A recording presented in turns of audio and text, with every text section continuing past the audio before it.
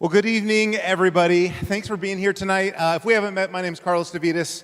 I'm one of the pastors here, and I just want you to know two important things. Bathrooms are down this hallway. If you're not familiar with this building, it's a small building. It's easy to get through, but you've got to go out that door, go down the hall, you'll find the bathrooms. You'll have to pass over quite a few 4, 5, 6, 7, and 8th graders on the way because we have our Anchored, which is a preteen program, and our junior high program happening right now as well. If you've got kids with you and you weren't sure if they were coming in or going out, we've got a couple high school and college students watching your kids right now if you brought them along, and that's down the other hallway. There's only 2 hallways here. So you're going to find a bathroom or you're going to find out where the kids are, all right? Outside of that, we're going to jump in and we're going to get started. We have 90 minutes together tonight. We're going to be hearing from our speaker, Dr. Chinwe Williams, who I'll introduce in just a moment. But I want to highlight one bit of housekeeping. This right here is a way you can submit any question you want throughout the night. So pull your phone out, scan the QR code from where you sit. It'll pop up a screen where you can say, hey, I'm wondering about, or you just shared this, I'd like to know more. Or you can go to slido.com and punch in that code. All those questions will gather. We'll have a Q&A time at the end, and we will get to some of the questions during that time. So we'll gather all the questions. It also helps us know what's on your heart as a parent, what you're looking for, what resources, what partnership, what kind of support you're looking for. So with that detail right there, that'll be up the whole night, so that's there for you.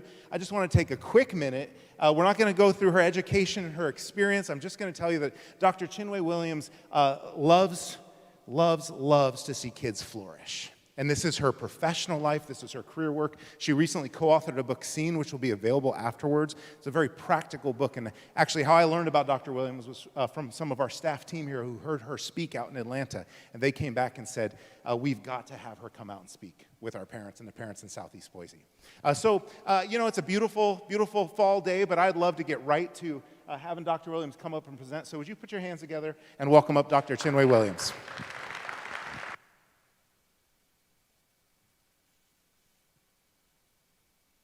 Can everybody hear me, or do I need to use my teacher voice and my clicker? We've been fighting over this clicker, you guys. All right, so I hail from Atlanta, Georgia. So I know where I am, but you guys, I've got to do this. Go Dogs! Anybody with me? Nobody's with me. This is like football country. I went to graduate school. I met my husband at the University of Georgia, so we are big-time dog fans. My father taught at UGA 100 years ago, and my mom actually went to UGA. So I am still riding the national championship thing until the wheels fall off. So I'm thrilled to be here. This is my very first time in Idaho. Boise is absolutely beautiful. Why have you guys been keeping this secret?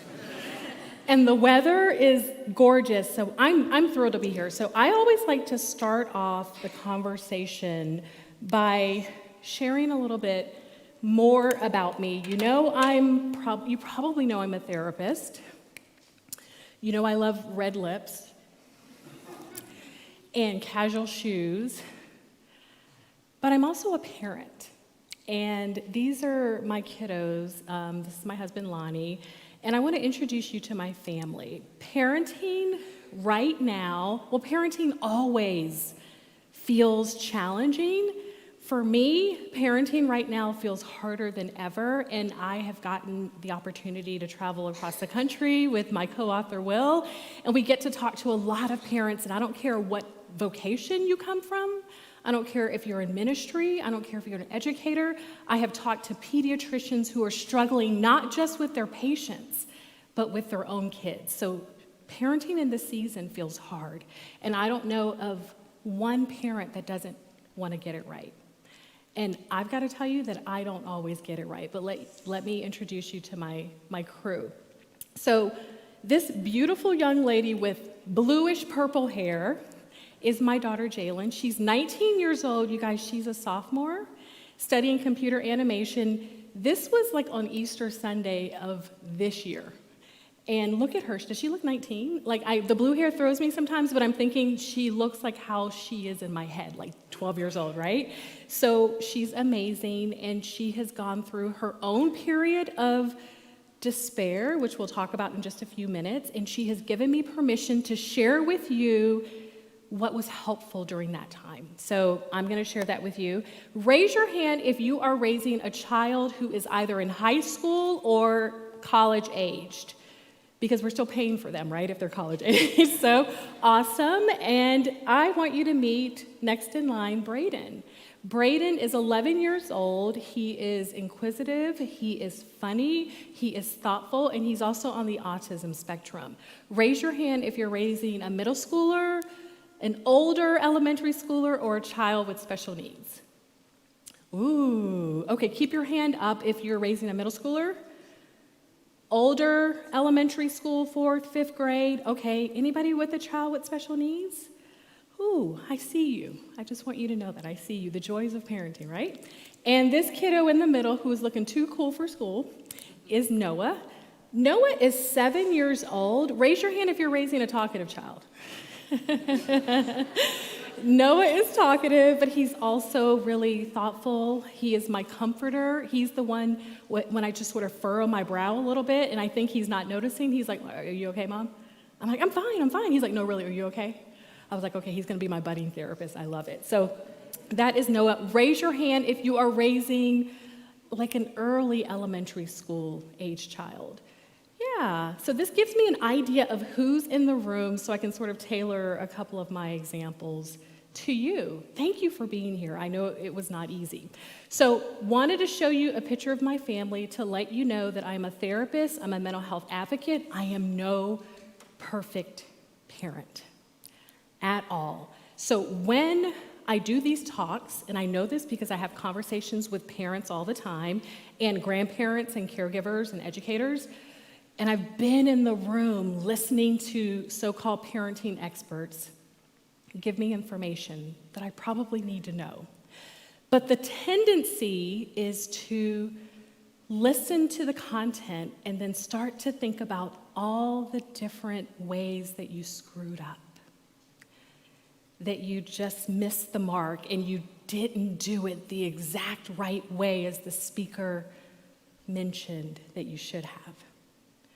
So I'm here to tell you that if you have that urge, I want you to resist that urge to go down that mental path. There is no such thing as a perfect person, so there's no such thing as a perfect parent. We all fall short, and it's all about being intentional. So are you guys with me? No guilt? All right. I'm going to be looking at you because I can tell, because this is what you look like. So let's go. I got a phone call from a really good friend who took care of my 2 boys when Noah was 1 year old.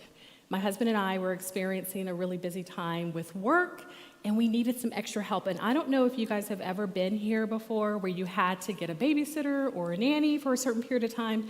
It makes you feel kind of nuts, right? You're like questioning everything and you want everything to be perfect, but there's no such thing as perfect. So we were interviewing people after people after people, and my husband's like, we've got to make a decision. And then this woman walks through the door, and I had my notebook out. I was already like, I don't like how she drove in my driveway. Like, she didn't park straight.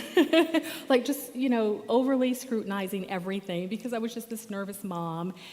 And we knew she was the one when my Braden, who she was not there for, by the way, she was there to take care of Noah, made a beeline to her as soon as she walked into our living room and planted a kiss right on her forehead. So my husband and I looked at each other and we were like, she's hired. And she stayed with us for a couple of years. She and I still remain good friends, and let me tell you, she was like a grandmother to my kids. She happens to be white. I don't even care. She was grandmother, right? My kids still call her grandma to this day. So we've kept up, we've done birthday parties, we've seen each other every now and again. Facebook, Instagram is usually how we communicate. So she gives me a call, and I look at my phone and I'm thinking, uh-oh, because we're living in that time, right, where someone calls us and they don't message us and we're like, what's wrong? And sure enough, she had something to share with me. So this woman that was like a grandmother to my own kids had her own grandkids. And one kid in particular, we'll call him Josiah, was like the apple of her eye. So my friend and Josiah did everything together. They would go to the movies, they would hang out. Josiah told his grandmother things that he never even would mention to his parents. That's how close they were. He told his grandmother things that he would not even tell his best friend. And as the years went on and the pandemic hit, Josiah grew more and more emotionally distressed. So that's why my friend was calling. And it was one of those things where I'm like, okay, I'm a therapist, but this is also my friend. It's hard to figure out that line, and I just listened. And then I started to hear her mouth quiver just a little bit. And I was like, what's going on? And she said, I've just been worried about him for so long. And she stopped talking, and I said, well, what did he say? I could tell that there was something she was leaving out, but I didn't want to pry. But I live in the particulars as a therapist, so I went right there. What did he say? She said, well, Chinwe, I asked him to get some help because I knew he had been struggling for a really long time. And he said, Ma, what's the point? This world doesn't have a future in it, and certainly not one with me in it. So my heart, as you can imagine, dropped. I remember Josiah as a kid coming over to his grandmother, my house, coming over to her and asking for money and playing with my own kids. So as we walked through ways to kind of get him some support, I just kept thinking, oh, wow, Josiah's not alone. And here's the thing, my friends, about anxiety, which he struggled with for a really long time. I call anxiety and depression sister cousins because after you have lived and hung out with one, eventually you meet the other.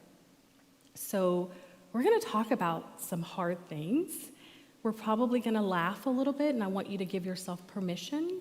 I want you to give yourself permission to jot down notes. I want you to give yourself permission to take pictures of the content that I have, because my hope for you today is that you're going to leave with information that's going to help build, enhance connections with your child, your preteen, your teenager, regardless if they have some sort of label like depression or anxiety.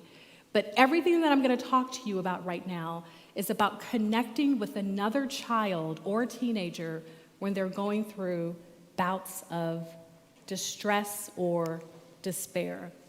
So there has been a rise in despair, and some of you might be wondering, well, what is despair? The reason why my co-author and I use the term despair is because we realized that there was an overuse in the term depression, an overuse in the term I have an anxiety disorder, and an overuse in the term trauma.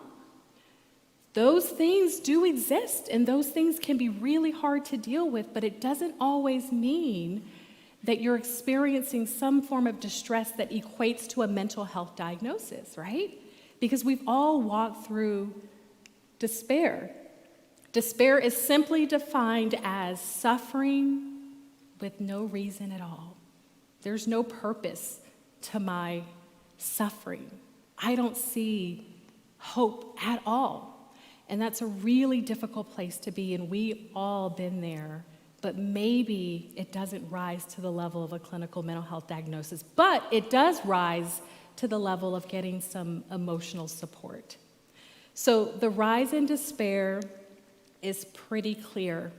I'm not sure if you guys realize this, but the Surgeon General, who I thought was the person that told you not to, smoke while you were pregnant, came out last year and shared that there was a youth mental health crisis. The American Pediatric Association, so not 30 pediatricians, right? Not 100, not, a region, but an entire association came together and wrote a statement saying that youth mental health has reached a crisis point. And when I talk to educators across the country, I'm hearing that. When I'm talking to pediatricians, well visits that used to take, let's say, 5 minutes to get through are taking much longer. If you guys are educators, you probably know what I'm talking about. We were in Florida twice last month, and 2 first grade teachers in 2 separate cities in Florida came up to me and said, I believe that my entire first grade class has an anxiety disorder. And I've heard teachers at very young ages saying something similar, right? So we're asking our teachers to be educators, but also social workers, which is a lot. So I want you to know that this is real. And what is problematic about what we're seeing among our youth is that despair makes you feel like you're all alone. And it makes you feel like you can be under these really bright lights, but boy, you are unseen. And let me tell you something about being seen. The need to be seen is critical. Every single one of us in this room has a need to be seen. The next generation is desperate to be seen. The need to be seen, I believe, is a biological need. This comes from my faith. We need to feel seen by our Heavenly Father, especially when we're walking through something hard. We want to feel like God is walking right there next to us. But we also have a need to feel seen by those that we love and that, love us back, because it's a hard place to be not to feel seen. Let me ask you a question. The past 2 to 3 years have been really hard. How many of us in this room have felt very seen by our spouses, even by our employers or our coworkers? And that's hard for us, but think about youth who are sort of still dealing with brain development. That can be really difficult. And two things that really characterize what I believe we're in right now, which is a survivor's mindset. Two things that characterize a survivor's mindset is fear and loss. And haven't we had a lot of that lately, right? Fear of the unknown, fear of the future, loss of security, loss of what's familiar. For many people, probably in this room, loss of life related to or unrelated to the pandemic. We lost my mother-in-law last year. And then a lot of people that I counsel every day talk to me about loss of hope, which is pretty sad. So we all need to feel seen, and it's easy to blame the pandemic, right? It's kind of low-hanging fruit. And it didn't help, especially young people, especially teenagers and young adults. But I want to share with you a few stats that go way back to 2007 that really speak to the issue of youth mental health sort of like bubbling up over the years. So here's the thing, my friends. When we see stats like this, and we're gonna go over them in just a minute, it can make us feel a little bit helpless. And what happens when we feel helpless, it's just sort of like a human thing. We start to retreat, we detach a little bit, we start to kind of dissociate because it feels so overwhelming. But I want you to stay with me. We're not going to be here long, I promise you. The way that I'm wired is optimistically, so we're going to get to good news and we're going to get to hope. But for just a moment, as I'm going through these stats, I would love for you to think about someone in your community that this may relate to. Maybe someone at your church, someone at your child's school, maybe someone in your home. So since 2007, suicide rates have increased by 76% for teenagers between the ages of 15 and 19. My Jalen is 19 years old. Suicide rates have nearly doubled in teenage girls, and there's a reason for that, my friends, that we can't dance around it anymore. Anybody want to guess what that reason is? Yeah. Very good. Did you guys realize that last year, this internal memo sort of got leaked from Facebook? Did you realize that Facebook owns Instagram? You guys know that, right? And the internal memo got leaked, and basically what it said by this employee of Facebook, I have concerns, grave concerns, about the impact of Instagram on young girls' mental health. Anybody hear that story? Yeah, a couple of you. Do you realize that right now there's a lawsuit surrounding Instagram, Snapchat, and I think another social media channel platform around this very issue? So it's a real thing. We can get into the reasons why if you have questions about that. But the highest rate of increase in suicide, I always got to take a deep breath, among all ages is in kids between 10 and 14 years old, my friends. And depressive symptoms continue to rise. So maybe kids aren't thinking, I'm going to take my life, but they're experiencing some of those symptoms that lead to that. And this is kind of interesting. So I talk race because that's just kind of what I do. It's not weird to me. So I hope I can share this with you. Probably 15 years ago, I was working at a psychiatric hospital 15, 16 years ago as part of my internship when I was in graduate school. I was working on my doctorate. And I loved working at this hospital because it was sort of prestigious, so we got a lot of high-profile people, celebrities, and like pilots, and it was interesting just for me, especially as a young budding therapist, to see that I don't care where you come from, how much money you make, what influence you think you have. Addiction is addiction, depression is depression, right? Self-harm is self-harm. So it was fascinating to me as a student, and I wasn't quite licensed. So we would meet like once a month around the table, all of the interns, and we would meet with the medical director, which was kind of cool, the psychiatrist. And he would ask us to review cases, and he would give us his opinion. And the whole idea was for us to sort of push the idea that the individual that we had just seen deserved to be at that hospital. Right? So we were bringing up symptoms and history and trying to make a case and advocate for our patients. And I remember this one particular day, it was my turn to share, and I was so happy to share. And I was talking about this mom who was such a great mom, but she had gone through a really hard season of depression. And I had met with her, and there were a lot of indications that caused me to feel a level of worry. And so I really thought she needed to be in the hospital. And around my peers, felt like a safe group. The medical director said, okay. He was like, so did you say that she was a mother? And I said, yes, she's got 3 small kids, and she's working a really demanding job, and the kids are great, and she's a good mother, but boy, she's struggling and feeling really overwhelmed. And he said, yeah, moms don't, especially moms of young kids, they don't tend to do that. He said, tell me more, like make your case. I said, okay, so I'm reviewing my notes, and then he said, wait a minute, what did you say her race was? And I said, oh yeah, she's African American, and he goes, next. And I said, oh, okay, well, but question, what do I do? Like, what? He was like, oh, no, Chinwe. He's like, she's not gonna do anything. African American families don't commit suicide. Guess what? I see your faces. Based on the trends at that time, he was right. Guess what's changed? A lot. Suicide attempts among Black teens increased 73% between 1991 and 2017. And the elevated risk, my friends, the elevated risk of suicide is occurring among African American boys between the ages of 5 to 11. I don't care what you look like. I don't care your background. I don't care what type of influence you have.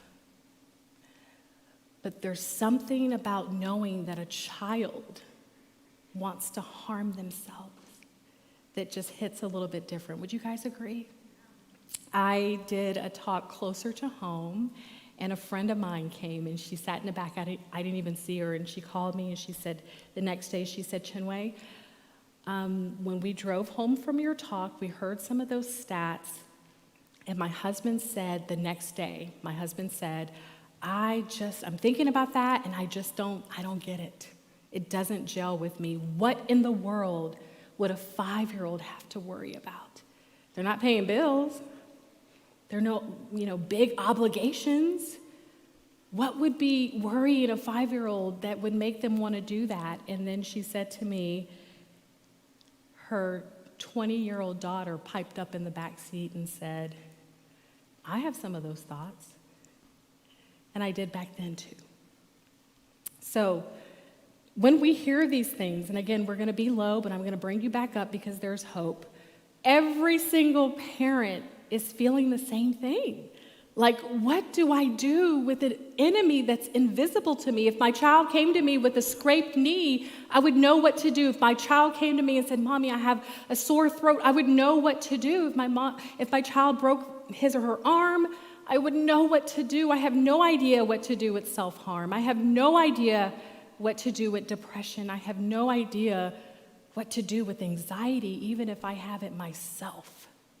Every parent is wondering, am I missing something? And every parent is asking themselves, oh my gosh, maybe I'm not facing this right now. My kiddos are little, or they're in a protected bubble at this wonderful church and they're doing great, but am I doing everything right? Every parent is asking that question, and I want you to know that there is good news. Because chances are, if you are sitting here today, if you are sitting here right now in this room, you may have a child or a preteen or a teenager that is experiencing some level of anxiety or despair, or knows another child that is. But the good news is you have a tremendous amount of power and influence to heal your child from depression, anxiety, and despair. And it starts with 5 tools. Actually, I'm going to go, because I think I skipped one. Here. Show up, see them, just listen, speak life, develop grit. So I wanted to go to this particular slide because my friend Will Hutcherson, who's an amazing youth pastor in Florida, he and I got together through our publishing company. Will has been doing assemblies all over the country, talking to teenagers about suicide prevention, and he does it in such a cool way. He has a DJ that comes out, he gets the kids dancing, the teachers are dancing, and then he talks about the hard stuff, right? And he draws everybody in, and it's amazing, and he's been hearing some things, and I've been experiencing some things. I work with teenagers, I work with young adults, I work with adults, and we get together and we talk about our experiences, and we said, you know what, something has shifted. This was before the pandemic. Something has shifted that made us worried. Yeah, back in the day, there was sex, drugs, and rock and roll. Now there are sex, drugs, rock and roll, and self-harm. Something has shifted. So we went from worried to concerned. So we did some research. And we looked at neuroscientific research, you guys, which is the study of the brain. You know that. We looked at attachment research. You may not know that. I'm an attachment therapist. Attachment therapy and attachment theory basically says that relationships heal. And I'm going to be the first person to tell you that relationships harm too, right? But we know through the science that relationships have the ability to heal despair. So we came up with some connection tools that we're going to talk about today. And I want to tell you that I also talked to a lot of young people. And I asked, it wasn't like a scientific study, but I asked 2 basic questions. When you're going through something really, really hard in your life, what is it that a parent, a grandparent, or a teacher can do that helps? And then I wrote everything down, and I recorded everything. And when you're going through something hard, what is it that some adult in your life does that doesn't help at all? And maybe they don't mean to, but tell me what that is so we can put the information in our research and in our book. So these are the connection tools, and I want to tell you that it starts with what we know about the brain. So I am going to break down neuroscience. I'm going to try my best in a very oversimplified way. If you are a science teacher, do not throw tomatoes. I know it's oversimplified. But for the sake of time, I want to sort of paint a picture of what is happening to a teenager, really to a 6-year-old, to any one of us in this room when we're going through a period of despair. It's actually quite fascinating. So my husband, and you'll hear a little bit more about him in just a second, he's a toxicologist, so he's a scientist, and he always says that what we know about the brain, we can barely scratch the surface. There's so much to know, and it's very complicated, right? So very much an oversimplification. But let me explain it this way. Let's pretend that there are 2 parts to our brain. There are many, many parts, but 2 main parts, okay? So 2 sides, the left side of the brain and the right side of the brain. So let's start with the left side. I'm going to use my left hand, but I know the graphic is on this side. The left side is the logical side of the brain. So let's say this half is logical-brained people. You are focused on reason. You are logic people, logical people. You are just the facts, ma'am. None of this emotional stuff. What are the facts?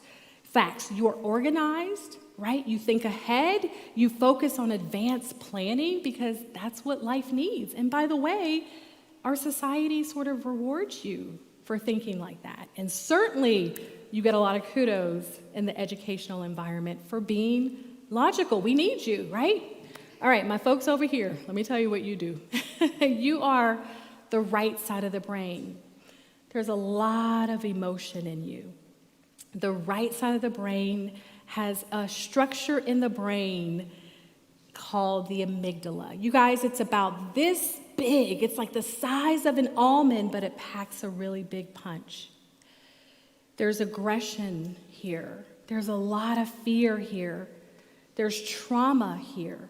There's also love. A lot of big, powerful emotions live on the right side of the brain. So this little amygdala doesn't give two you-know-whats about your logic. Carlos just looked up like, okay, what's going on? I didn't say anything. Right? So this part of the brain is like the 2-year-old that wants a snack and wants it right now.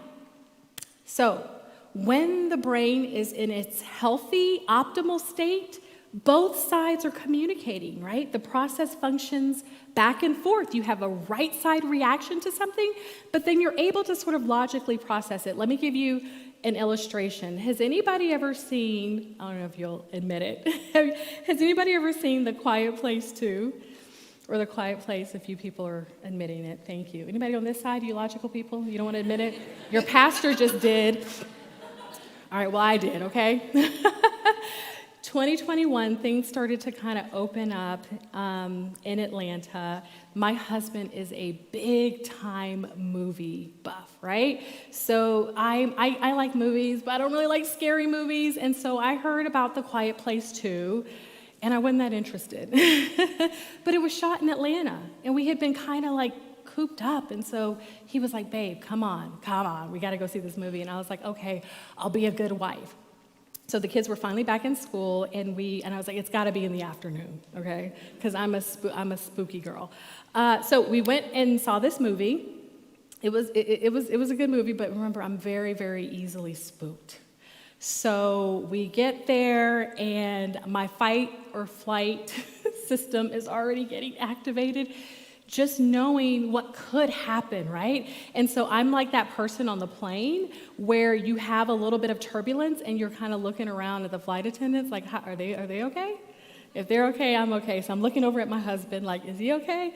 If he's okay, I'm okay, right? And my husband's got this big thing of popcorn, and he's steadily eating it because it costs $89.99. And I was like, I'm gonna leave him alone. He's eating his popcorn, right? But I started to feel myself get a little nervous, right? And then the music started. You guys know where I'm going with this. I was like, Chinwe, just keep it together. And then all of a sudden, something popped off the screen. I screamed, his popcorn went up and then down all over us. My husband turns and looks at me like this. He's smart, so he doesn't say what he's thinking. But instead, he starts to rub my shoulder. And I feel myself starting to calm down. He starts to rub my knee. And he goes, babe, you're good. You're good. We're in a theater. I was like, yeah, you're right. You're right. We're in a theater. And then under his breath, I heard him say, it's CGI. It's CGI. I was like, I heard that. And then within a couple of minutes, probably 90 seconds, I was okay, you guys. And had I been by myself, I probably would have been able to calm myself down. But the fact that he was next to me and he was with me, it helped that process move much faster. So let me give you another example. You're in your bedroom. It's 2:00 in the morning. You hear a loud crash. And you think to yourself, I've got to go downstairs and check that out. That wouldn't be me. But maybe that's you. You go downstairs and you see glass all over the kitchen floor and you're like, oh my word. Sorry, sound guy. Somebody has broken into my home. And you start to freak out, and then you look up and you're like, oh, the wedding picture fell. I'm okay. So you guys, that's exactly what happens in a healthy brain. There's a lot of emotional energy on the right side because that's your fear, your fight, your freeze response. But then you're able to logically conclude, all is well. I'm safe. It's a movie. A picture fell off the wall, right? So that's normal and that's healthy. Here's the problem. When you have a brain that's experiencing despair, there's a hormone called cortisol that does this. Drip, drip, drip, drip, drip. There's an overactivation of that fear response, the fear, fight, freeze response system in your brain. It's an overactivation. So what's happening, imagine this, is that blood flow gets channeled on that side of the brain, which causes logical processing to decrease. So that functioning that I talked about just a moment ago isn't really happening. So it causes what we call a despairing of two sides of the brain, okay? This detachment of right side and left side processing is a really difficult place to be. I heard from a teacher that a 6-year-old had the biggest meltdown after another friend called him fat and stupid. I have sat in therapy sessions with high schoolers who are pulling up the stories, grateful that they're still on Instagram because they only last for 24 hours, so they can get to therapy and they can show me. And they go, look, Dr. Chinwe, look. I go, what am I looking at? They're like, look, they're having such a great time. And I said, who are these people? And she says, and this is more than one person, those are my friends. And I'm not there. I wasn't invited. I wasn't included. This is my group. So friends, that despairing happens when there's a threat. Mayday, mayday, mayday, mayday. There's a threat. You're not safe. And it can happen whether that threat is real or whether that threat is perceived, or for children and teenagers, whether that threat is social. So us driving on the freeway and a car veering into our lane and we're like, oh my gosh, are we safe? That same feeling that we have as adults when something like that happens when your child gets left out of a birthday party and they don't get a chance to talk about it. So they sit in that place of despair. And I am speaking to any one of you who have ever experienced depression right now. And I have been there, or despair. If somebody has ever asked you in a state of despair, how are you feeling right now? You might say, I don't know. If somebody were to ask you, what's going on? What's happening? What do you feel? You might say, I feel nothing. So it's a really tough place to be. One philosopher calls this despairing the dark night of the soul. Psychologists, we call it psychological detachment. So I promise you some good news. Who's ready for some good news? About time, right? So here's the good news. Connection heals.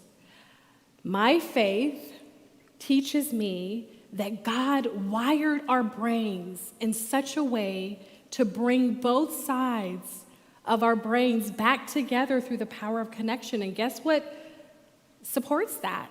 Neuroscience, attachment research, and we've dug into the research, and what we know is that while cortisol is the stress hormone, who can tell me the other hormone that helps to bridge the gap? Starts with O. Oxytocin. You guys are so smart. I'm coming back to Boise. Yeah. Oxytocin, you guys. So who remembers the early days and weeks of parenting when you're holding your child like this? Raise your hand if you remember. I fantasize over that. It's like, why can't I just put him in a crib? Right? So, by the way, oxytocin, that hormone, gets released those early days of parenting when you are attuning to your child. You hear a noise and you're like, oh, what's that? Do they need a burp? Right? They sort of squirm. You're like, are they hungry? Do they need to be changed? Are they, honey, turn the thermostat up. They're cold, right? So that's attunement. And what I want you to know is that during times of high anxiety and despair and depression, you have the power as a parent and a grandparent, and educators have it too. Parents have it the most, I'm going to be honest with you, because of the attachment, because of the oxytocin. But we as parents and grandparents have an incredible power to bring both sides of the brain together, because when we carried our baby like this, but now they're 15 and they're having a meltdown and we touch them, or they're 6 or 4 and we get on their level like this, guess what? That's a brain hack. What happens is their brain reroutes back to that time of emotional safety where you attune to every single one of their needs. So what do children need for healthy development? I always have parents either write in through Instagram or call me or set up a consultation, and they're like, okay, we're going through a separation or we're going through a divorce, or grandmother died, and I just want to be the best parent I can be. So they don't have depression. They don't have self-harming. They're just trying to figure out how to be there for their kids so their kids have a buffering to the stress that's happening in their family. And I say the same thing. Your kids need you. So what kids need for optimal development is connection. It's togetherness that's not threatening. So I'll give you one side, but I got to give you the other side. If any of you are parenting a foster child or a child that's experienced extreme trauma, or maybe some of you in the room have experienced that, you know that it takes a little bit longer to feel that sense of safety. But it can happen. The science has proven it over and over again. When someone empathizes with us and says, I'm here for you, regardless of the emotions that you're giving me right now, it helps the two sides of the brain to come back together. And then we talked about the tools. Here they are. Show up, see them, just listen, speak life, and develop grit. So let's jump in. So definitely take notes, definitely take pictures. This is going to seem too simple to matter, but it really does. Show up. And there are two caveats here. Show up before your kids ask you to, and show up undistracted. So what do I mean by that? So I know, because I'm one of those parents, that we as parents tend to show up for the milestone events, for the celebrations, the recitals, the lacrosse tournaments. I was at my first graders' the last day of school where the kids held up their certificate and all the parents were there and the grandparents were there crying and taking pictures. We show up for those things. We also show up and we need to, by the way. That's very important. That's one of the things that I ask my students over the years. What's helpful, right? What helps? Yeah, show up for those things, because I'm going to be looking for you in the stands, and I'm going to remember when you weren't there. I need you to be at my graduation. And if I skin my knee, or if a friend calls me fat, I need to know that you've got my back too, right? So crisis moments, celebrations, those are times that parents and grandparents need to show up. But guess what we learned? Parents and grandparents need to show up in the mundane moments. So the moments that seemingly don't really matter, the moments where we're on our kids about these things, right? We tend to be on them about these devices, but aren't we just as bad ourselves when they're talking to us and we're like this, right? And I'm guilty of it as well. So our kids need us to show up when it's not convenient for us. My 19-year-old gave me permission to share this story. I'll share it very quickly. At 13, we had a little bit of a crisis. I won't go into the details, but she did give me permission to share that it was a season of despair for her. And I'm a therapist.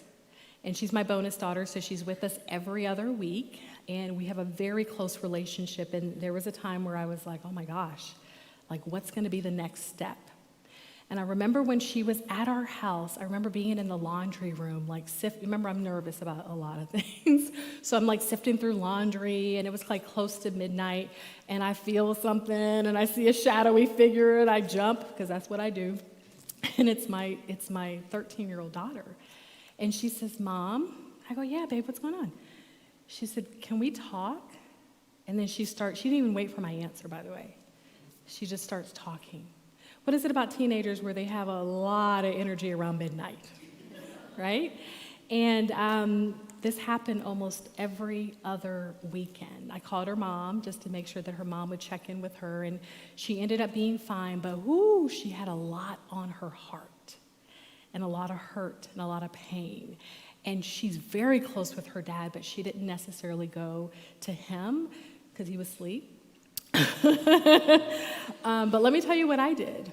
I started setting an alarm to take a nap on those days that she would be with us. So we've got to show up in the mundane. We have to show up when it's not convenient. And think about the natural rhythms of your day, right? Show up before they ask you to. Show up undistracted in the morning, right? What are your mornings like? For most parents, it's pretty hectic. But I know that there are 10 minutes where I walk my boys to the bus stop. And boy, that's such a beautiful 10-minute period of time, because I get to hear a lot, especially for my second grader. What about at night? What about in the car? What about playing basketball? What about going fishing or taking your teenager out for a latte? Those things really matter. And if you bring something up and they're not opening up to you, that's okay. Don't stop trying. They're going to remember that that is an opportunity that they can have later on to share something with you. And let me go back really quickly. When you show up undistracted, right? When you show up before they ask you to, when you show up when it's not convenient, let me tell you what's in it for you and for them. They feel loved. That's what we found through our research. So, skill number 2, or tool number 2, is I went backwards, I'm sorry. Carlos, you told me about this clicker. Is to see them. All right, so I'm going to make a big, bold statement. Raise your hand if you agree with me, and it's okay if you don't, I promise. I believe that one of the ways that we fail to see our kids and our teens is when we ignore, dismiss, and disregard their emotions. Is anybody with me, or am I here by myself? I'm going to say it again. I believe one of the ways that we fail to see our kids and our teenagers is when we ignore, dismiss, or disregard their emotions. What would it be like? You guys, just stay here with me for a second. What would it be like if we looked past those big emotions and behaviors that look like defiance, that look like disrespect, to see what might be driving those behaviors? Very seldom do kids and teens get asked, "How are you feeling?" They get asked, "What are you thinking?" Right? By well-meaning parents, they get asked, "What are you doing?" And actually what parents tend to do when they really have a heart to kind of figure out what's happening with their child, they say, "Tell me what happened," right? They very rarely ask, "How are you feeling?" And I get that, because how many of us were asked how we were feeling growing up? I have very loving parents. My dad in particular actually was very much invested in my overall well-being, not just academically. He's a college professor, but I remember he wanted me to be well-rounded. He never once asked me how I was feeling. And my husband said, "Well, I don't know about emotions," right? My husband is wired more left brain. He says, "Yeah, I only understand emotions when they make logical sense." Maybe some of you agree with him, but that's the thing, right? They very rarely make logical sense. So my Noah started kindergarten during the pandemic. So that was a wild year. They eventually started back in school. We did Zoom school for a while, which was very interesting, with a child with special needs and a kindergartner. But we got back into school, and we thought that it would probably be a good idea for him to do after school, just to get a little bit of, social enrichment, right? Build the social development. He's a talkative child. He loved the idea. So he was there Tuesdays and Thursdays. I am a therapist. Thursdays are actually my really long clinical days, so his dad would pick him up on Thursdays. So this particular Thursday, my husband had something come up, so I had to pick him up. And of course, I had a clinical emergency because you don't plan for clinical emergencies. And I was like, shoot, I've got my kid. I've got to go pick up my kid. So finally made it out the door. I'm racing to the school because we're the type of parents, we don't want our kids there that late, right? We wanted to be there before 6:30 when everything shut down. I got there about 5:30. Noah's used to getting picked up about 5. The after-school person at the front calls him from the back. He was at the playground. I got out of the car to greet him. I get a text, and it's a friend of mine that has a child the same age as Noah. And she says, let's get the boys together this weekend for a play date, and let's make it a surprise. And I'm like, oh, that's great. Can I tell him today because I'm late? She said, sure. So I couldn't wait to tell Noah the good news, right? You guys, as soon as I saw him, I could tell that something was off. He was sort of dragging his book bag on the ground. I'm like, dude, what are you doing? Pick up your book bag. We don't do that. And so he picks up his book bag, and I'm like, okay, come on, let's get in the car. He gets in the car, and I'm like, how's it going? And he grunts at me. And so I was like, well, how was your day? And he mumbles something unintelligible. I didn't know what he was saying. But I'm just like, I'm insistent, right? I'm going to pass on my cheer to him because I can't wait to tell him this good news. And I'm like, how was after school? And he goes, true story, Mommy, could you please stop talking? I look up at that rearview mirror, and he goes, please? So parents, I had a choice. Guess what choice I made? Not the right one. No perfect parents. I went in. That whole path of my job as a parent is to guide, is to develop, is to, lecture. So I was like, Noah, that feels very disrespectful. You do not talk to Mommy that way. Then I started to tell him about a privilege that he no longer earned. And he's like, what are you even talking about, right? So he's screaming at me. I'm screaming back at him. He starts crying. I feel like crying. It's the longest ride back home. I get to the driveway, and then I remember I'm a therapist.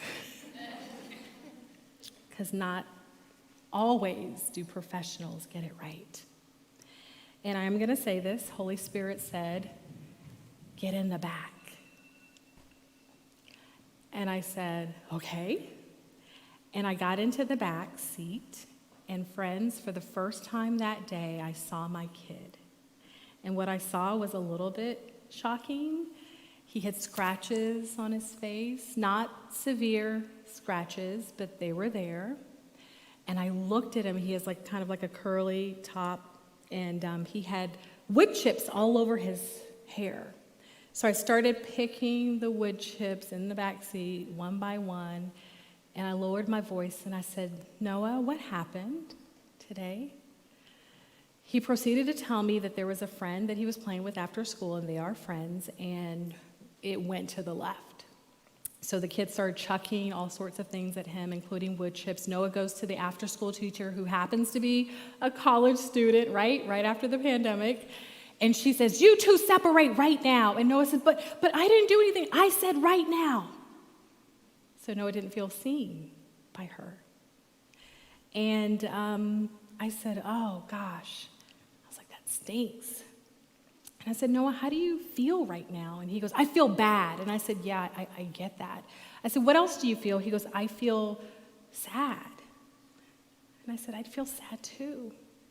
And then I did something that I normally don't do. We talk about feelings in my house, but we never use this particular feeling, friends. I said, Noah, do you feel embarrassed? You guys, he globbed right onto that word. He said, Mommy, yes. I feel so embarrassed. And I said, what do you need right now? He said, I don't know. He goes, maybe a hug.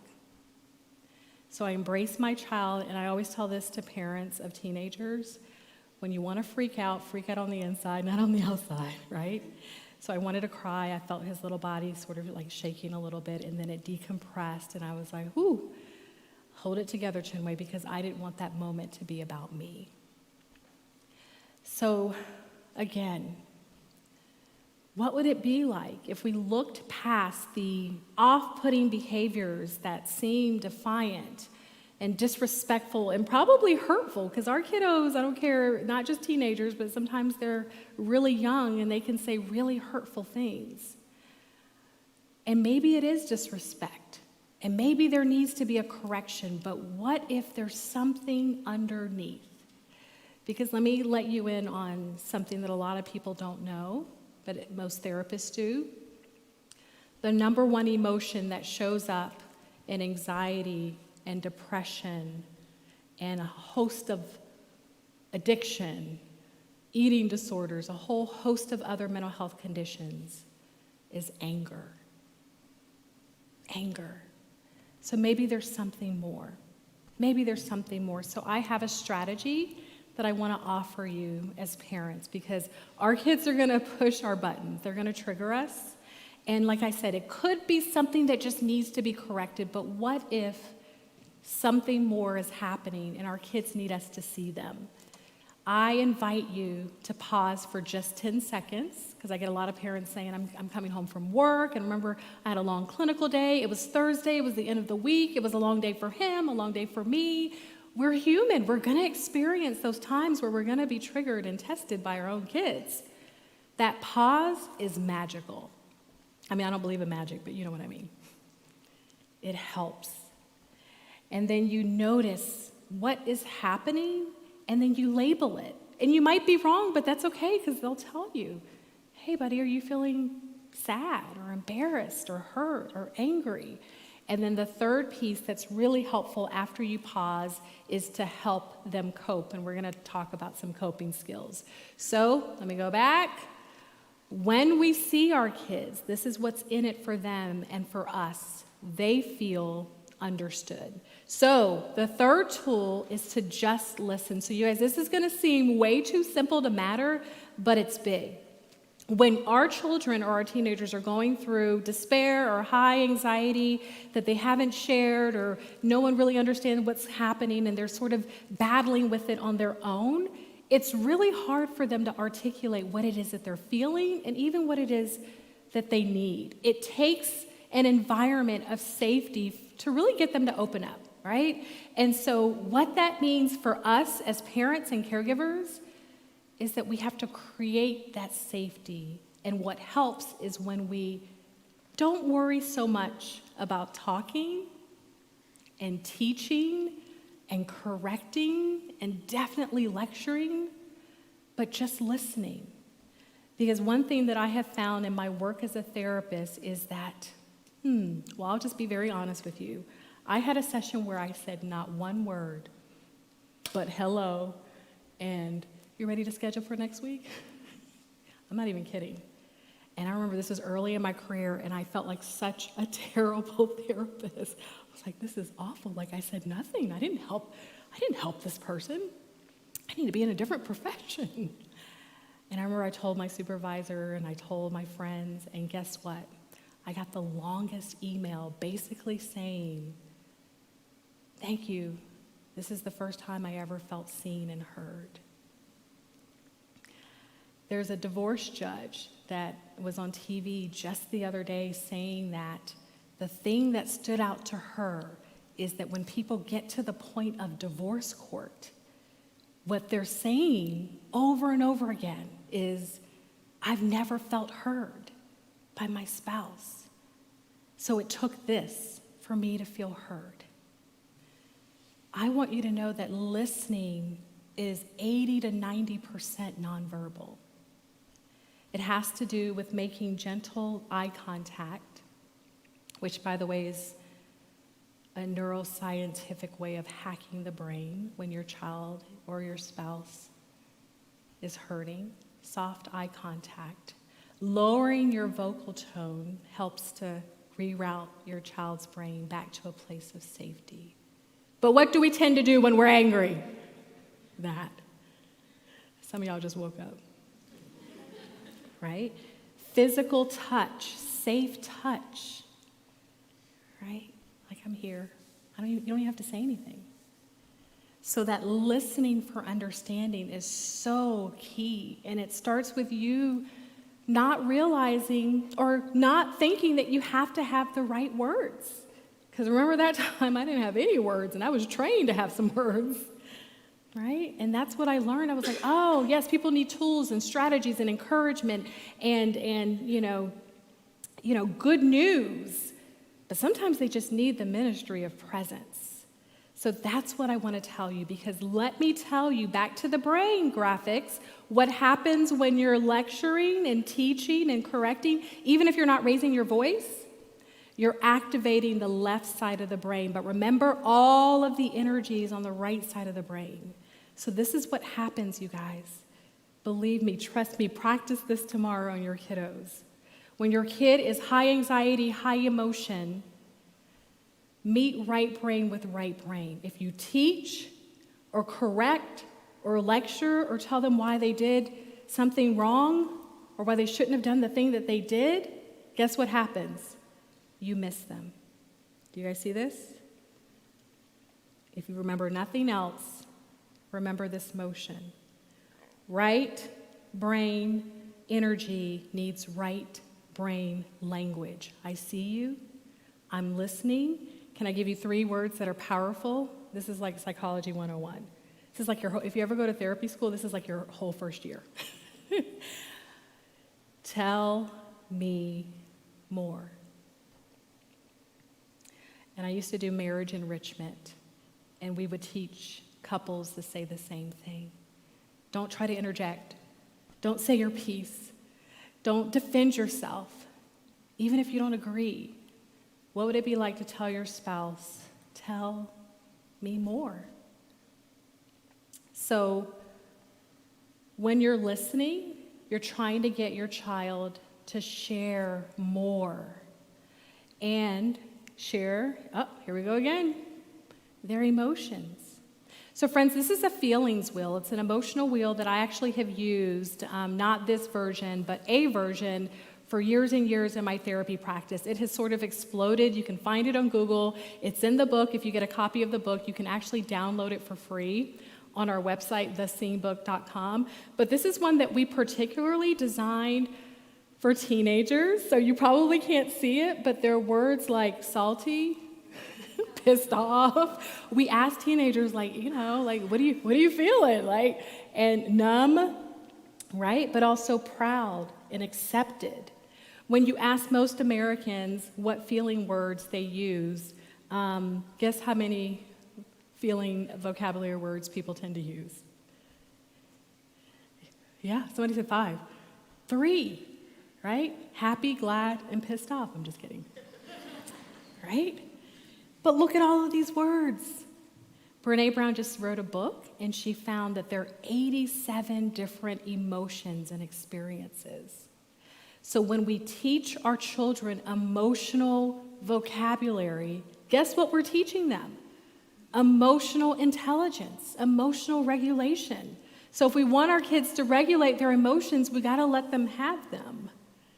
And this is one tool that is actually really helpful. I use it with my adults almost every single session, and it works.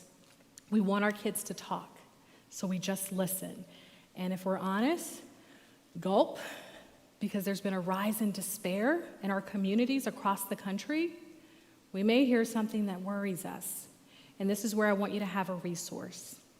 So, you guys heard of 911? We therapists have been fighting for a 3-digit crisis number for years and years and years, and we finally got it nationwide last month. And it is 988, because when you're in crisis, who can remember a 10-digit number, right? That doesn't even make sense to me. So please know that there are licensed, trained counselors that can help you and or your child going through a really tough moment, and it's 988, so we're thrilled that this exists. So when we just listen, this is what's in it for your kids and for you. They feel safe. All right, we're counting down. So we're going to go through this one really quickly because I'm going to hit you with a lot of practicals. We almost didn't include this one, Speak Life, because we tend to see that parents and grandparents and educators are doing, and coaches, right, are doing this already, right? Like, attaboy, you got this, very encouraging words. And we talked to, of course, a lot of, teenagers and young people, and they said, yeah, this is good. We really like this, but here's a word of warning. If you go here first, without first showing up consistently, without seeing them, and without listening, all of these words are going to fall on deaf ears. But speaking life is important. It's important to affirm your kids, not based on their performance, my friends, but based on their character. Because when we affirm them based on their character, what we're saying is who you are matters way more than what you do. And our brain, I don't know if you realize this, has about 60 to 80,000 thoughts per day. Most people, right? I've seen estimates that are higher than that. Guess what percentage of those thoughts are positive? Anybody, just throw out a number. Louder, I can't hear you. 20%. Gosh, I'm coming back to Boise for real. She's absolutely right. So flip that. 80% of the thoughts that we think are negative. And again, think about a brain that isn't fully formed, that cortical tissue, that logical part isn't really formed. And you think about a 6-year-old, a 9-year-old, a 13-year-old, a 15-year-old that's hearing a lot of critical messages from culture, from social media, from media, from inside themselves. They need the constant affirmation and encouragement to counteract all of the negative messaging that they receive 24/7. So you guys, it's important to speak life, but how you speak life really does matter. So here are some options, but it really is important to know your child and know what's going to resonate with him or her. But here are my favorites, and it starts with that very top one, because how many of us, regardless of age, just melt when someone says, I'm proud of you, right? My dad, I don't know if he knows a thing about mental health, but I told him I was coming here. He goes, oh, baby, I love you. I'm so proud of you. I was like, thanks, Dad. What are you talking about again? Oh, yeah, the depression stuff. Yeah, go do your thing, baby. Right? And he tells his friends about me. When my husband says, babe, you're important to me, I feel that, right? I have pretty decent self-esteem. I know I've accomplished some things in this life, but boy, it feels good to be affirmed and encouraged. All of us. I work with adults too. Kids need it. Teenagers need it. Notice how this lands. Versus, attaboy, great job on that test. Oh, I saw you hit a home run. I mean, that feels good too. Versus, you're important to me. Boy, you show great leadership out there on the field. Man, you're so talented. I just love being your mom. I really love being your dad. Test that one out. See how it lands. I always forget to do this part. When we speak life, our kids feel worthy. So that's what's in it for them. So finally, we are at our last connection tool, which is to develop grit. By the way, all of the connection tools that we've talked about tonight are about the same thing. It's about helping your children, your tweens and your teens to build emotional resilience. Has anybody ever heard of the word grit? Yeah, somebody define grit. Just throw out an adjective. It doesn't have to be perfectly defined, because I know you guys are brilliant, so it'll be better than my definition, I'm sure. Yes, what else? Perseverance, what else? I heard confidence, huh? I heard a male's voice, don't be shy. John Wayne. An illustration, yeah. So we think about mental toughness, right? So grit actually came from the sports world, right? Like to be gritty, to be mentally tough, right? If you fall down, you get back up. And it's now associated with so many different predictions of success, even more so than GPA. So to be gritty means to be successful in this life. So let me define it for you based on Angela Duckworth, who's a Harvard researcher, she and her team of researchers did a lot of research in the area of grit, and this is basically her definition. Grit is the persistent pursuance, right? The persistence pursuit, if you will, of a goal that has been long held despite many, many, many obstacles, right? It's like you've been told no. You've been told that you're not good enough. You've been told that I don't know that you're the woman for this job, or you're telling yourself that, and you quit for a little bit, but then you get back up and you keep going. You're mentally tough. So I am a glass half full, optimistic personality type, but I'm not gonna lie to you. Generation Z, our youngest generation, are some of the smartest. Research is saying that they're going to be the most dynamic, most diverse, most intelligent generation of all time. I believe our kids have lost their grit. Anybody agree with me? Yeah. Some of it is our fault. Do you guys agree with that? Yeah. So some of that helicoptering thing, and I told you I didn't want you to feel guilty. I have been there. The over-mothering, over-parenting, over-protection. Just one last story that I want to share. My best friend works at a college that is a big deal. I think it costs like $30,000 a year to go there. I won't say the name of the college. It's in Tennessee. And she works in the counseling office. She's a professor now, but at the time she worked in the counseling office. And I remember calling her around her lunch break, or what I thought would be her lunch break. And it felt like it was pretty regularly. Like every few days I would call her, and she would text me, "Gotta call you back, I'm headed to the ER." I'm like, what is happening? And then I would call, and then she picked up one time, she was like, "Oh my gosh, I gotta take another freshman to the ER." I'm like, what in the world is happening on that college campus? True story. I finally got her on the phone. I'm like, I'm a therapist too, I'm seeing some things, but I'm not going to the ER. And she said, well, yeah, that's part of our protocol. It's a prestigious school, at this school. And I said, what is happening? And she goes, Chinwe, I don't know what to tell you. This was prior to the pandemic. She goes, I am having freshman after freshman come into my office and indicate that they don't want to live. And I was like, what? She said, yeah. And I'm like, well, what are they saying? Remember, I live in the particulars. What are they saying, these poor kids? And she said, well, a few different things, but this past week I heard 3 times, I don't know how to make a friend. You guys, that's a whole nother lecture. Carlos, invite me back on that. Our kids have lost the ability to do face-to-face conversation. They can do organized sports. Like, we've raised them up to do that. We set them up on play dates, right? Everything is sort of structured and organized. And there are a lot of reasons why our kids have lost their grip, but part of it is there's just not enough connection. And here's the other piece. They haven't been told that this life is hard.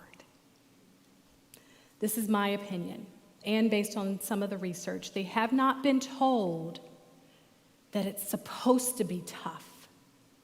And they are built to do hard things. Many things in this world that seem unsafe to our kids and teenagers are really just hard. So what can we do as adults, caring adults, parents and grandparents to teach our kids how to do hard? Well, we help them to develop grit. And I want to give you 3 practicals, and I'm hoping that some of this you can use just this week, right? Maybe even tomorrow. So the first one is something that you do. The second thing is something that you teach your child in terms of capturing some negative thoughts that can lead to depression or anxiety. And then the third thing I want to teach you is a breath exercise that helps to bring down the anxious energy in the brain. So very quickly, here's some statements. Feel free to take a picture. The growth mindset, Carlos, you know this person, Carol Dweck, talks about the growth mindset. We have to teach our kids that things are supposed to be hard. And by the way, and I say this to my kids all the time, oh, it's hard? That means your brain is growing. Yeah, good. That's awesome. That's how we learn. Right? Now, it's hard, let me fix this. I say this to parents all the time. If your child leaves their homework on the counter or their book report or their book bag, don't go to the school and send it to them. Right? And they think I'm horrible. No, like they've got to experience that consequence. Right? If your teenage daughter, not picking on girls, it could be a boy, if they get into a conflict, be their guide, but don't intervene. Say, man, this sounds tough. What do you want to do? How do you want to handle it? I know too many parents of teenagers that get on the phone with the other parent and try to resolve it.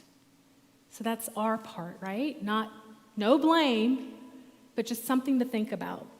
And here's some growth mindset statements that help to build grit in our kids. Hey, your hard work is really paying off. So not just you got an A, that's awesome, great job, which is probably what we heard, but that hard work and effort, it's paying off. I can tell that you tried your best on this. You kept going even when it got tough. When the work gets tough, that's what I tell my kids, that's when your brain is working and growing. That's when you're learning. And of course, I'm proud of you. You're putting in a lot of self-care to address some of the depression that you've been feeling, and you could have gone and done some other things, but you decided to just take a break because you were feeling overwhelmed. I really appreciate that. And then I want to teach you about ants. Anybody familiar with Dr. Daniel Amen? He's a neuroscientist. He's actually based out of Atlanta. He talks a lot about the 7 types of ADHD, but he has done tons of brain imaging. And he's a wonderful resource. If you're not familiar with him, check him out on Instagram. But like I said, I've been to his center. He's in the Atlanta area. He talks about ants.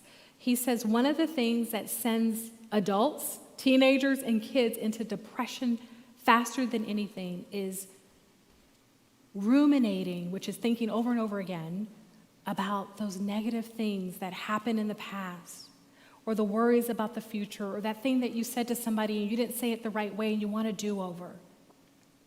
Those are ants that start to crowd our brain and impact our mental health and well-being.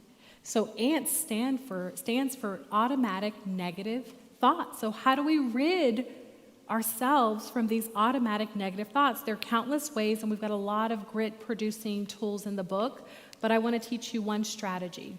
It's called think. This one's in the book, and we break it down.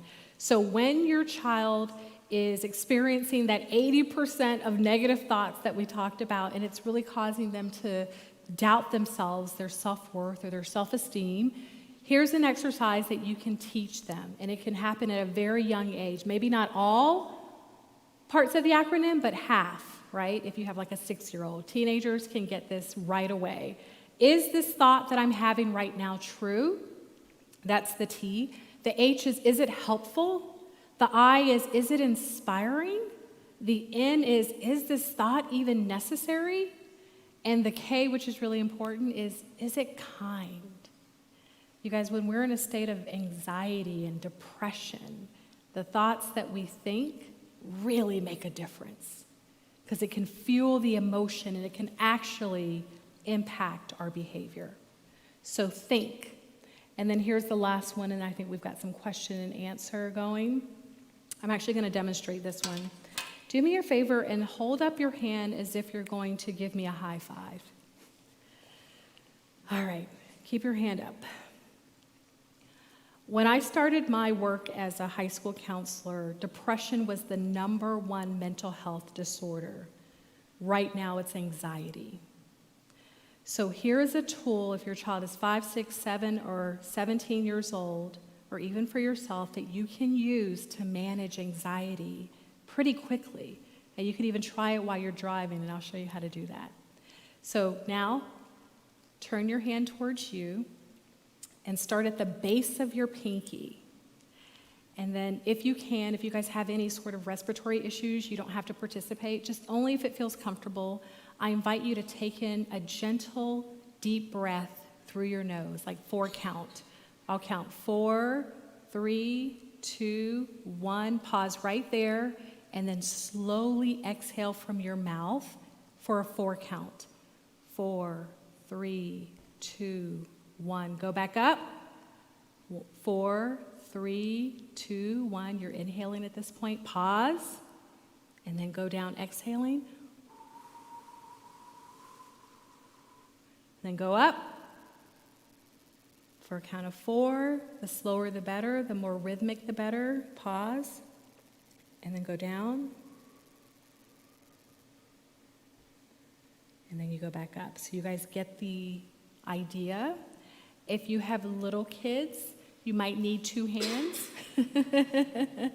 If you've been suffering from anxiety for a really long time, you may need to do this for about, 3 or 4 rounds. And this is how you do it for some of you who have driving anxiety. And I'm being kind. What I mean is road rage. Some of you laugh way too loud. Put your hand on the steering wheel, and you do it like this.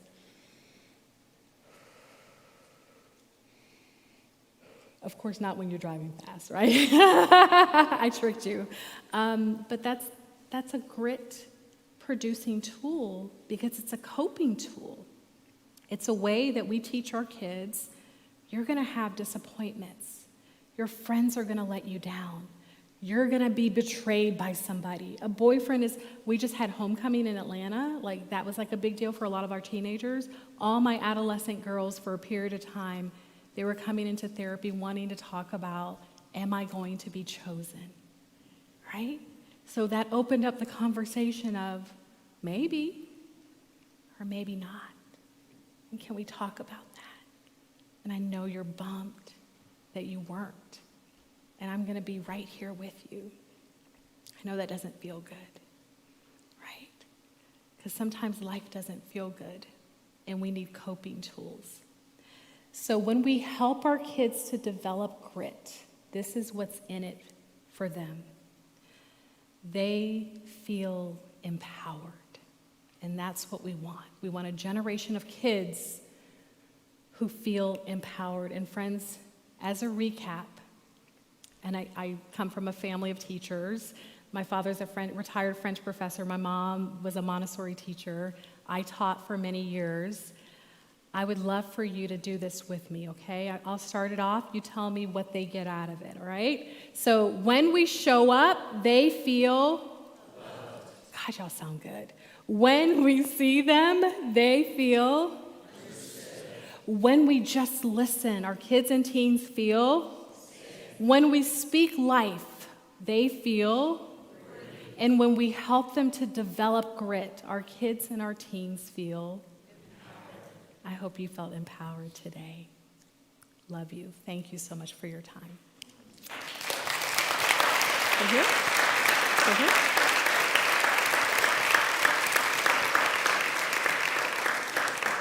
Am I staying here? Well, actually, we're going to head right out to the lobby from here, Dr. Williams. So thank you so much. Oh, because I overtalked. You talked and they're used to those who are from East Wind know I'm a really short speaker. So it was a real shock for everybody. I was like, oh my gosh, did I talk for that long? No, you were great. So you didn't have a chance to submit questions. If you have anything that comes up, you can send it to me. We've talked about some avenues we could create, maybe a Zoom call you could jump into as a follow-up. We want to make sure we do create spaces, not just for information and encouragement, but for community follow-up conversation. Yes. So as we head out today, we have refreshments in the lobby. Encourage you to linger for a minute. I know y'all are hungry, right? Yeah. The book Scene is there. Dee Smith, our student pastor, will be at that table if you want to swing by there. Dr. Williams will be there also. She can sign the book if you'd like, but it's a great read. It's an easy read, full of resources, tips, tricks, hacks, but actually all based on really healthy things. So we'd love for you to grab that book as you go today. And then in just a month, we're going to be back here with our follow-up for our fall parent education seminars with Katie McPherson. Katie was here in September. She'll be back. She represents a company called Bark. And she'll be back. We'll be screening a film, a difficult one, but an important one called Childhood 2.0. So grab one of these as you go, just to make sure that you can have that to mark on your calendar. Can I share Yeah. a social handle? Is that all right? Oh, yeah, absolutely. Yeah. So I won't promise you that I will get back to you in short order, but if you do have some pressing questions, feel free to message me on Instagram. We're doing quite a bit of travel, so it may be a week or two, but I will get back to you, okay? So feel free to follow either myself, my co-author Will Smith, or our page, which is theseenbook.com, and there are a lot of free resources on our website, theseenbook.com. Great, thank you. Thank Can we thank you. Dr. Williams one more time? I can't believe I talked that long.